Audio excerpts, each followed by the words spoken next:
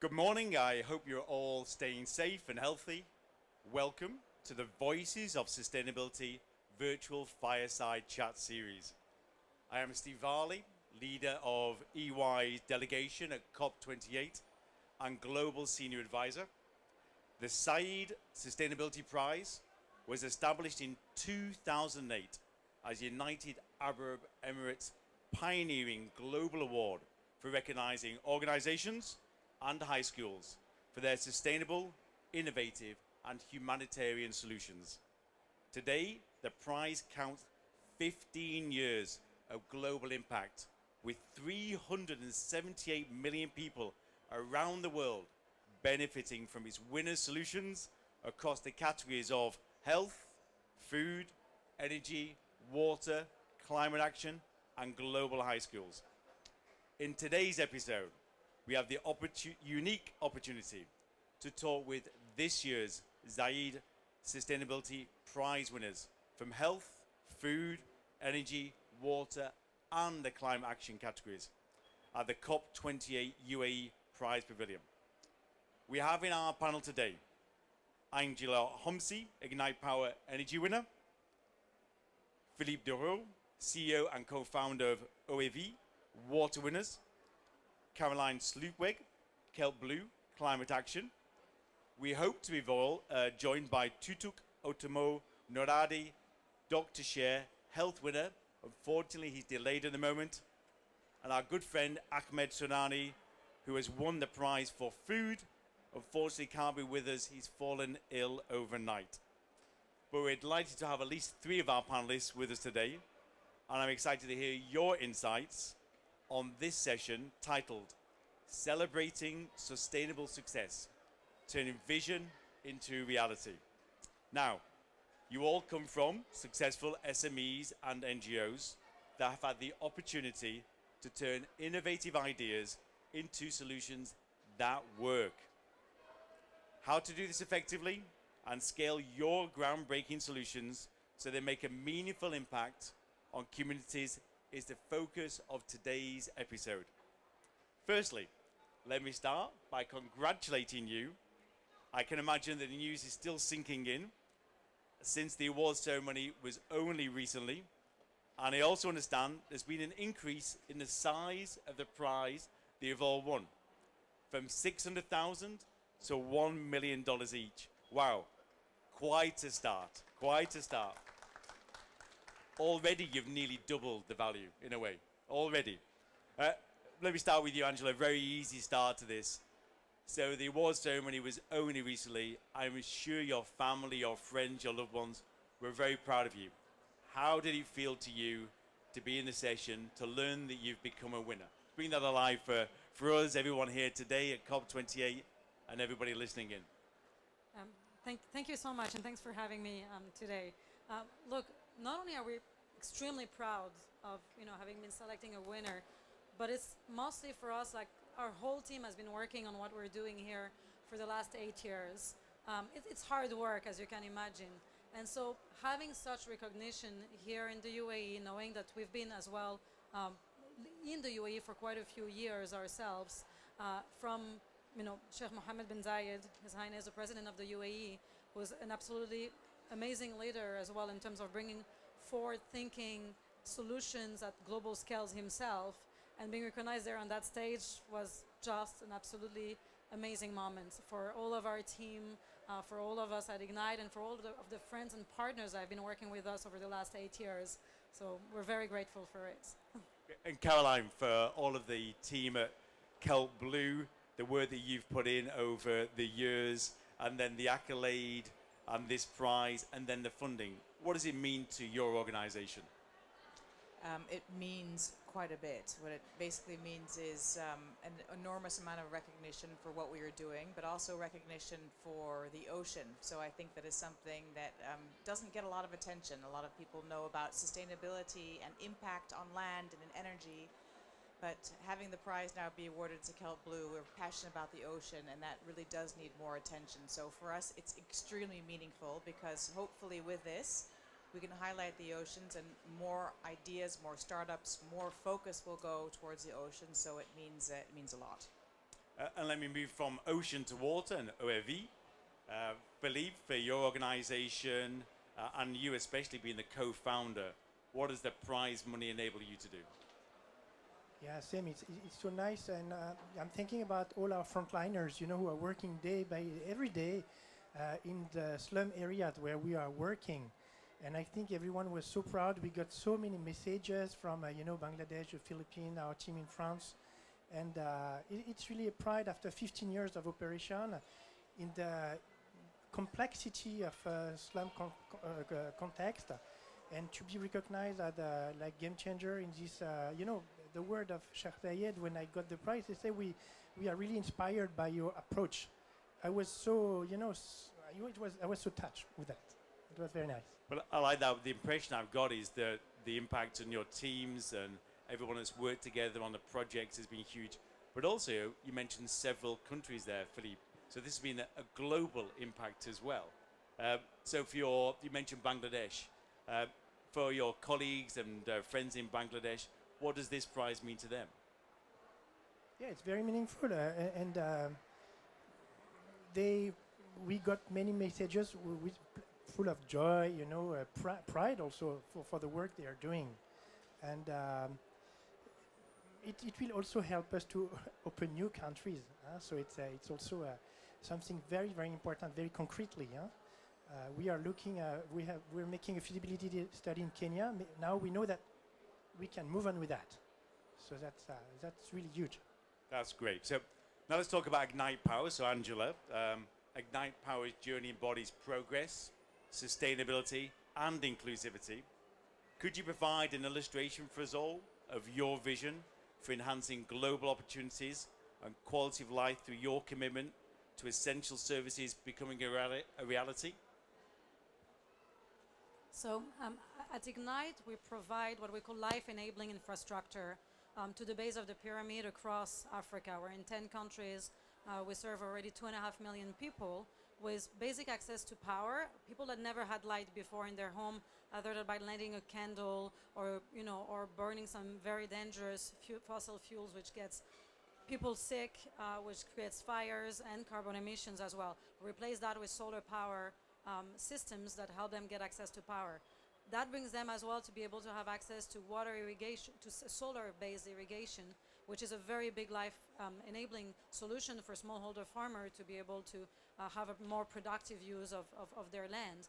With the price as well, we'll be able to scale up our latest solution that we've been working on for quite a few years already, which is solar and internet together, not only for homes but as well for schools, most importantly. A lot of the schools in rural Africa, which we're talking about nearly 1 billion people that don't have access to proper internet and proper powers in that continent alone, and growing with demographics. So being able to provide them with both solar power, safe electricity, and internet in a very, very affordable way is life-changing for economic development, poverty alleviation, education, health and wellness, and obviously as well for carbon emission generally, in order to be able to build like a green future for those communities across the global south.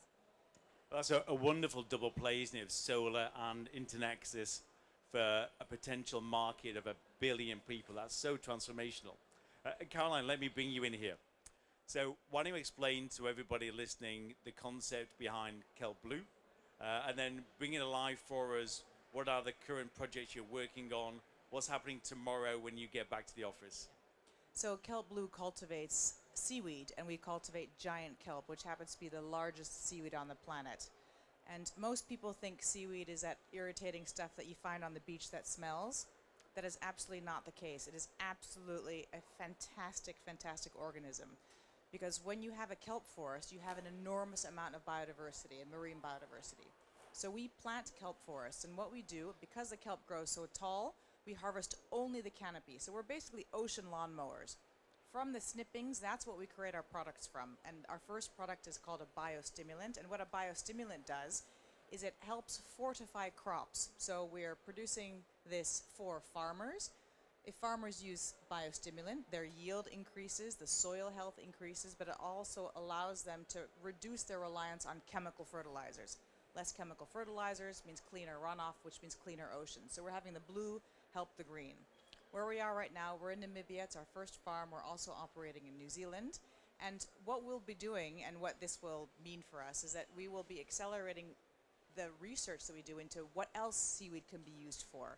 We are now at the forefront of what we can be doing, and we can still do so much more with seaweed.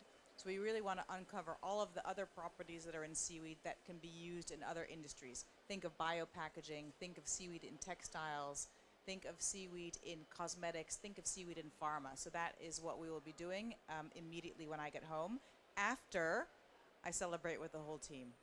That's great, a celebration. Well, hopefully that'll last more than one day as well. We got to get back to work. Let's stay with Namibia. Can you share with us a little bit more about job creation, employment creation through Kelp Blue and the opportunities there? Yes, so kelp also, as we know, grows in the ocean, grows near the coast. We actually go offshore, but the locations we are and the communities we operate have a lot of people that need jobs, because usually these communities are communities where fishing has dwindled. So we all know about the declining fish stocks and what is happening with fisheries. So we are in communities where there are a lot of people that need meaningful year-round employment, which is what we are providing. So at the moment we have 60 people employed in Namibia. We're 95% local employed, which we're very proud of. We're also 40% female, which is fantastic. We hire the right people for the job, but we just really make sure that enough of them are there to choose from. With this and with scaling, we hope to be able to provide more jobs, because what happens if you create jobs, that just is really great for the community and all the knock-on effect, because that also provides indirect jobs. So we really do want to have a large impact on the communities we operate in. It's one of our measures that we hold ourselves against is indeed our return on social capital, as we call it. Great, thank you, Caroline. Let me come to OMV. Philly, perhaps you can bring alive for everybody the underlying concept between on OMV and how you're providing better access to safe drinking water for marginalized communities.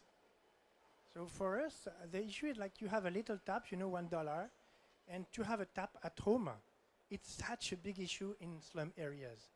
You have to convince so many people, because you know it's a growing issue. You know, in cities like Dhaka, you have 200 to 300,000 new inhabitants a year, and half of them will go in slum areas. Okay, so that's really a growing issue where, you know, in most of these informal settlements, you don't have access to essential services. Everything is more expensive, everything. Water, you need to go either to the public faucet, you know, so you queue every night, especially women, most of the time, or else you go to some kind of mafia or illegal sellers, you know, will sell you some containers with expensive water and no quality. So it was a tremendous challenge for us to be able to convince everyone, all stakeholders, that we will cover the whole targeted areas with water at home for everyone. So a $1 tap, you know, at home will take 2 years of work, because you have such a huge complexity. You need to convince the mayor, you need to convince the local authority, the community. Sometimes some of the people are a bit reluctant, you know. And then in the end, we put our pipes everywhere, and we can reach even the poorer, you know, at the back of the communities with water at home. And then tap water, 24 hours with a good quality. And then, of course, when you have water, then you can talk about hygiene. When you have water, you can talk about firefighting. We were talking about that yesterday. Electricity is a big issue. In Islam, it's burning every time. You have water, we put fire hydrants, and we can mobilize firefighters who are very proud of that, and saving life. And then we can talk about step-by-step, you know, cleanliness of the environment. We can talk about sanitation. So that's really something, yeah, pretty innovative. Small things, but complexity related to the context. Well, let's stay with you, and I've now got this mental picture of ONV working in some very depressed and challenged areas, provide running water into households. Talk to us about the barriers you mentioned, the mayors, the governments, local governments that probably control your access. What else would need to happen for you to have a quicker installation of your household taps? Yeah, the main thing is to be able to get access to water. And thus convince the water operator and the municipalities in growing cities where there is already a scarcity of the resource for everyone. But you know, a simple thing is you tell them, okay, so slum is never a priority, okay? But if you tell them whether you like it or not, if you don't provide them water, they will tap it illegally. And so better to have, you know, an approach like OAV where for 10 to 15 years, we will be the one to do the last mile job that you cannot do, because how can you collect every day 20 cents door to door, you know? How can you have your plumbers and your collectors, you know, from the areas trained and then going door to door, repairing the leak every day? You know, it's like the proximity is the secret. So of course, access to water is number one. And so for that, they have to change their mindset. The people in slums are not slum dogs. They can manage to pay. They can manage to play a fair game as long as you help them to do it. If you ask them to pay a bill every 3 months, every 3 months, 2 kilometers away from the house, they will never be able to pay. But if you come every day, every week, with a collector from the area that they know, they manage to pay, and they pay very well. So they are able to, you know, to play a fair game and respect the contract. They are proud of that. So that's how we do in this context. So how to grow? Convince the authorities and then get more funding like the private, which is tremendous for us because it will help a lot. Well, you brought alive very well how it works on the ground and the business and economic case for the connections that you provide to households. Let's stay with the concept of money. So you now have $1 million, and this is a question I'm going to ask each of you. Your organizations have won this wonderful prize. You now have $1 million, Philippe, to invest in scaling up and accelerating. Share with everybody any thoughts on how you'll use that money. What will you do with it? Okay. First, we will connect more people in new slums. So that's a very great news. Second, we will improve the quality of our services. Like when we talk about hygiene, we talk about community empowerment. We need to have better, you know, training. We need to capitalize on our approach. We need to share. We need to train people. Actually, training is key. So we will spend for that. Third, as I told you, we are doing feasibility studies to expand in new countries, and that's news, because like our business developer, she started already in Kenya. We were called by one of the municipalities in Kenya, Kisumu, and they told us we are interested with your approach. So when I'm back to France, I will be able to tell them, okay, let's go to step 2 of the feasibility study. Now we can move on. So that's very concrete. So might be that in 1 year, we will be able to connect new slums in a new country. Thanks to that. That's very, very, very key for us. Any idea of the scale that you should be able to impact? How many new households $1 million could let you connect to? Roughly, we connect something like 2,000 new households per year, which means 10,000 people. Okay, so because again, it takes time to convince. It's something that you need to be day to day on field. But you know, 10,000, it's something huge. And then, if we capitalize, if we're able to grow faster, then maybe one day after 2 to 3 years, we'll be able to reach 5,000 a year, 10,000 a year, something like that. That's a great acceleration. Same question for you, Angela. With $1 million, what impact does it have on Ignite Power?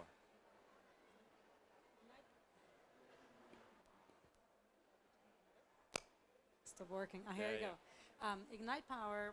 So as I mentioned earlier, you know, we've already reached 2.5 million people. Every couple $100, it means a family of 5 getting power for the first time. So the numbers, you know, adds up a lot when you do a lot of people in terms of number of money. But to tell you how far every dollar goes in terms of being life-changing for people. With the price itself, the beauty of the price is, number one, that it's unlocking a new set of potential partners because of the visibility from the price. And what we do is very heavy in terms of multi-stakeholder implementation. We work with governments, we work with international organizations, and we employ 3,000 people on the ground in the country of operation that we've trained and things. With the prize money, what it will enable us is actually to launch, and this is something being announced at COP as well, to launch the school solution, which is a school solution for Power Plus Internet, and to reach at least like 100 schools with the price. And we've already signed an MOU with the Rwandan government, with when we work, in order to like deal with the rural area, the schools in the rural areas, and do that in the next few months. So this is going to be phenomenal in unlocking a whole new part of the equation. You know, we've done homes, we've done businesses, we've done rural clinics. Now being able to provide a holistic solutions of electricity plus internet to school is going to be absolutely phenomenal in terms of the impact it will have on those communities. Wow, what a great vision. I love the way you're moving into schools, how empowering that's going to be for young people, and I'm sure for their teachers, and enable them to stay into education for longer than maybe they will do at the moment.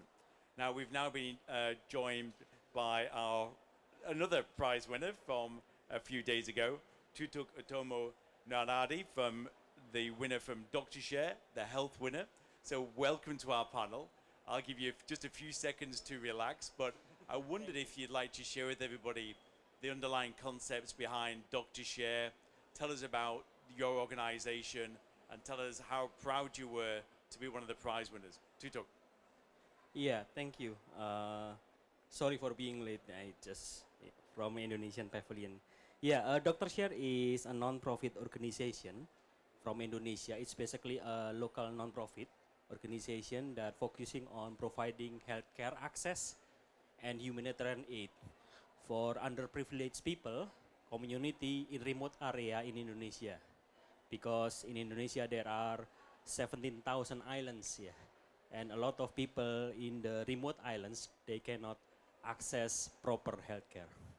Thank you. And for you, winning the prize, what does that mean? What was the reaction of your organization, your family, your friends? What did they say? Yeah, well, the prize is actually, it's a great honor for Dr. Share because this is actually our first international prize over 14 years of serving Indonesia. So it's a great privilege. And of course, the prize itself will give Dr. Share an access for networking, resources, and collaborations here with other organizations, donors, and corporates, so that it will leverage the impact.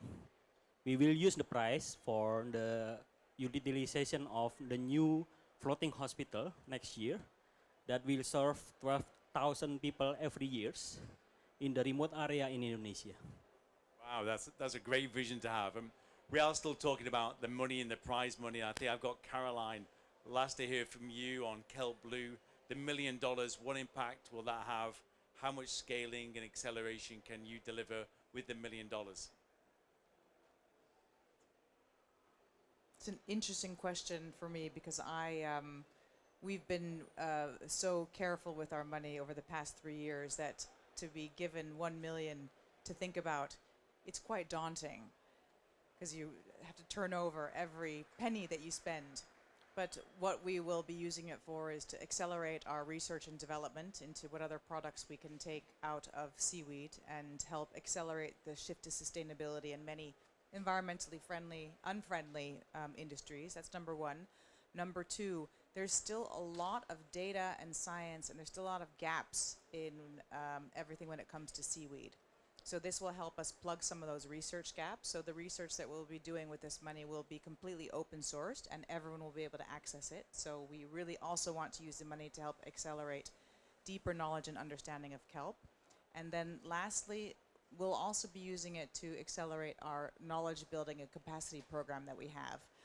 What's really interesting and quite unfortunate is that in Luderitz there are still children that die every year because they drown, because they don't know how to swim. And this is a community that's next to the ocean. We employ people from the community, so really helping with that ocean education, swimming lessons, creating facilities that the whole community can use, but is very well aligned with what Kelp Blue is trying to do. So I think the $1 million will go very far in achieving all those three objectives. And I know there's far more than funding money that you require to accelerate. So Caroline, what else do you need to get even more impact from the work you're doing? And I guess they asked that question because I know that this podcast and a live audience, there might be people out there who could help you. So what else would you need from broadly outside of the financial community? It's a lot of people see successful companies and they think, wow, they must have just done that with an idea and a great team. But I can tell you, creating a successful company is not just the team and it's not just an idea, it's also the community that surrounds that company.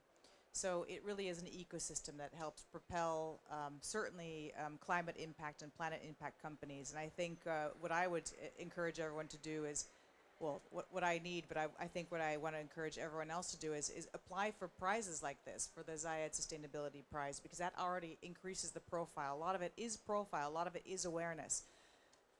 Companies like us, we are so busy with our day-to-day and we have hardly any time to expand that network. So going with anyone that has a network that you can leverage is something that's really important. So I would say 1, 2, 3. Right now, I'm just very happy with what the network and the opportunities that the Zayed Sustainability Prize gives. And I think anyone else out there, if you can mobilize capital into seaweed, I don't want to take it all for kelp blue, but please look into seaweed. Great. I'm going to ask the same sort of question to you as well, Tutuk. So the money is really useful. And I think everybody said that the prestige of winning this prize is incredibly helpful as you look to the next stage. But what else do you need? What else do you need to get scaling for the rest of the islands in Indonesia so they can have access to affordable healthcare? Yeah, I think underlining what Caroline already said. So talking about healthcare access is not only one man show. Yeah, we need collaboration. Yeah, we need collaboration. We need to work together on how we can solve the issue of healthcare that being worsened by the impact of the climate change. So by the price is actually giving us a way. It's a game changer, yeah, for Dr. Sher. Yeah. It's not only talking about resources, but it's also talking about opening all the possible collaboration that we can have with other organizations, right, with other donors, with other stakeholders that could support on providing healthcare access. I think that is the most important things that the prize give to us. That's a great answer, that concept of collaboration, others that could join together to help the communities in Indonesia. I've heard that sort of thing before, that 4 or 5 of you coming together can have a huge impact, a disproportionately large impact. So that's great to have that underlined. Now I'm going to start to wrap up. I'm going to ask all 4 of you the same question. So imagine out there there'll be thousands, tens of thousands of people watching this, then listening to the podcast. We are all hoping that lots of those are also budding entrepreneurs in this area of sustainability, be it climate action, food, water, health. I'm going to ask each of you, working left to right, from Angela onwards, what would your advice be then to the budding entrepreneurs out there who are wondering what to do, who to talk to, whether they're ready to take that leap, maybe from steady jobs today to becoming entrepreneurs and inspirational people like you. So Angela, let's start with you. What advice would you give our audience? I love those kind of questions, and I was actually speaking at the Student Energy Conference just a couple of days ago here in the UAE, and that's the same to the students, right, when you talk to them as well. What I really believe in is a lot of our generation and the generation even before us have been a little bit too shy in terms of, going with incremental innovation or with some patches or a little bit of evolution in the way we're doing things. What we need, if you are passionate about the climate, if you're passionate about bringing better lives for people and better solutions for our planets, is to be pretty bold and to look at industries the way we've done it, to look at industry from a blank canvas. Forget about the way the industry works today. A lot of those industries were built on systems, on technologies, on science of the past. They were built some 50, 100 years ago. Well, what we knew was what we knew. Today we know a lot more, and we have a lot better technologies around software, around energy, around the water. There's a lot better technologies out there, and there's a lot better science too. So take a blank canvas and look at it.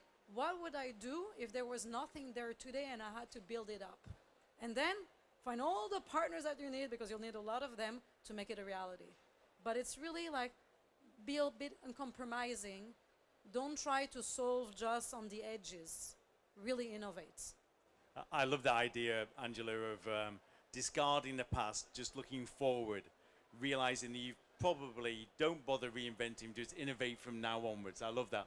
Philippe, to you as well, what inspiration, what advice would you give to those listening in?